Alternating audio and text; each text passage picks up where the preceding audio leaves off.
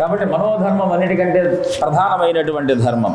అందుకే చూడండి, ఒక కర్మ లేకపోతే మనోధర్మములు లేవు. బాగా గుర్తుపెట్టుకోవాలి.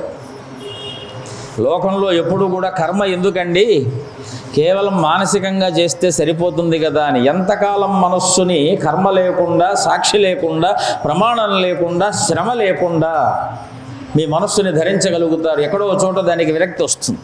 ఎందుకంటే అది భరించలేదు. కేవలం కర్మ లేనటువంటి మనోదీక్ష ఎప్పుడూ నిష్ఫలం. అందుకే ఇన్ని కర్మలు, నిత్యోత్సవం, పక్షోత్సవం, మాసోత్సవం, వార్షికం, అయనం, పుష్కరం, శతం, ఈ పేర్లతో ఎప్పుడూ కూడా మనం ఉత్సవాలలో కర్మలు చేస్తూనే ఉంటాము. ఎందుకు అంటే కర్మ చెయ్యకుండా స్తోత్ర, పూజ, జప, పారాయణ, ధ్యానాదులు ఎన్ని చేసినప్పటికీ కూడా శ్రమ లేనటువంటి ఫలితము ఈజీగా ఉన్నదాన్ని మనస్సు ఒప్పుకోదు. కానీ దానికి ఈజీనే కావాలి.